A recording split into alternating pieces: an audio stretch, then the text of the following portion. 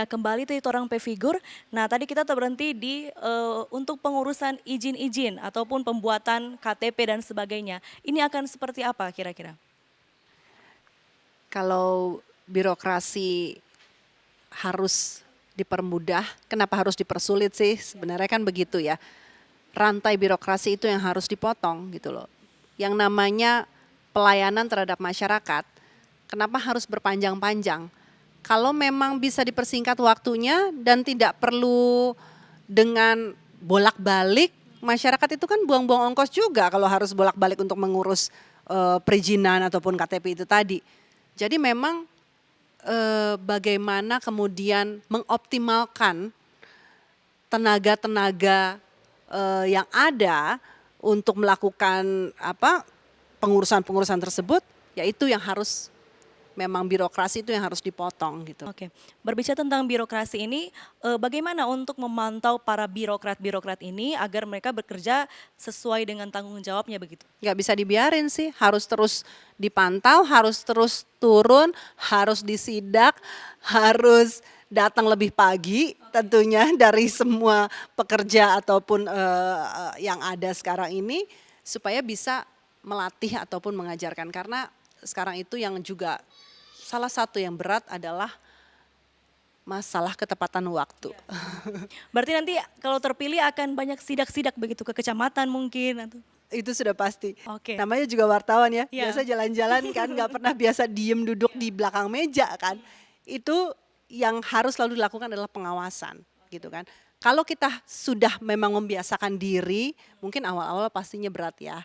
Kalau tidak terbiasa dengan seperti itu, kalau tidak terbiasa dengan disiplin, kalau tidak terbiasa dengan pengawasan-pengawasan. Tapi kan kalau memang akhirnya rutin dilakukan seperti itu, ya pasti mereka akan nyaman, lama-lama akan nyaman sendirinya dan sudah tahu, oh bekerjanya harus seperti apa gitu loh untuk. Nah, hal yang juga sering menjadi pembicaraan masyarakat adalah berkaitan dengan lapangan pekerjaan. Nah, apalagi di tengah situasi pandemi COVID-19 ini banyak yang dirumahkan begitu. Ada solusi apa yang akan ditawarkan oleh Bu Virgi? Kembali lagi kepada visinya adalah menjadikan kota wisata dunia salah satunya adalah sejahtera ya tadi kan, maju, cerdas dan sejahtera. Kalau menjadi sejahtera itu tentunya adalah perluasan lapangan pekerjaan yang ada. Banyak rencana-rencana program yang akan kita buat untuk bagaimana membuka lapangan pekerjaan, targetnya sampai dengan 2023 berarti ya, 2023 atau 2024. Nanti kita melihat perkembangan bagaimana pandemi COVID ini sendiri, tapi ketika ini sekarang kita berarti nanti di 2021 ya. Kasih waktu 1 tahun untuk bagaimana pandemi COVID ini bisa benar-benar kita lebih atasi lagi ya, 1 tahun. Baru kita melihat di 2022 dan 2023 targetnya 10.000 lapangan pekerjaan akan dibuka. Ya, dengan cara-cara seperti apa? Banyak yang sudah direncanakan. Misalnya saja adalah bagaimana kita, ini kan kota pendidikan, bagaimana kita akan membuka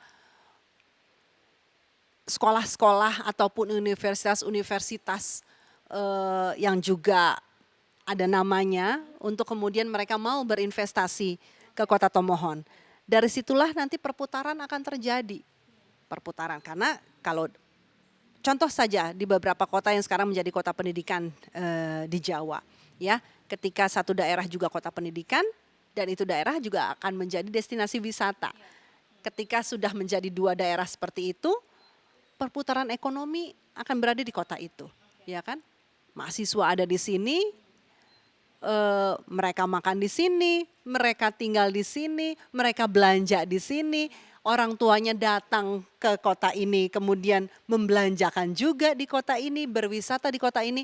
Tentunya lapangan pekerjaan akan terbuka juga. Itu baru salah satu. Masih ada program-program lain yang masih dirahasiakan. Nanti pada saat benar-benar mendekati akhir kita akan buka semuanya. Program-program apa saja. Ya, itu adalah rencana-rencana yang akan ditawarkan begitu ya. Targetnya 10.000 Targetnya tentunya 10.000 untuk lapangan untuk pekerjaan. lapangan pekerjaan. Nah, ini kan sudah memasuki tahapan pilkada. Tentunya banyak bertebaran di mana-mana hoax begitu. Ada dan juga orang sering kalau di Sulawesi Utara ini kalau satu calonnya ini bermusuhan begitu ya. Nah, ada himbauan-himbauan bagi masyarakat untuk pilkada damai mungkin Ibu. Iya, balik lagi kalau kita wawancara dengan tokoh politik atau dengan orang-orang partai yang berseberangan, kan biasanya harus cover both side ya. Mereka berlawanan nih di depan kita, di panggung, di televisi berlawanan. Tapi kan Kristi juga tahu kan, selepas kita wawancara mereka berpelukan di luar, ya kan? Masyarakat yang dengar, yang nonton panas, nah baper. Di depan mereka pulang dari situ mereka ngopi-ngopi gitu kan. Sama sebenarnya yang terjadi, makanya selalu ketika kami berdua turun sosialisasi yang selalu kami gaungkan adalah tidak perlu, apalagi untuk para pendukung dan juga tim, tidak perlu mengkampanyekan sesuatu yang negatif, apalagi black campaign. Fokus saja sama program-program yang memang diajukan pasangan calonnya. Jadi yang diajukan oleh tim, yang diajukan pendukung dan juga para militan itu ya sudah fokus saja ke program-program itu tanpa menyinggung calon manapun atau lawan. Karena ya itu tadi, ketika kita terkotak-kotak, sekarang ini saling bermusuhan, bahkan kadang-kadang suami istri berbeda, dan bisa-bisa suaminya nggak dimasakin sama istrinya sampai tanggal 9 Desember gimana ya kan. Jadi baper deh tuh. Nah setelah tanggal 9 kita semua sudah selesai masa-masa kampanye ini, masyarakat masih bermusuhan nantinya ya kan. Justru di situ nggak boleh terkotak-kotak, tetap harus bersatu, tetap harus sama-sama gitu.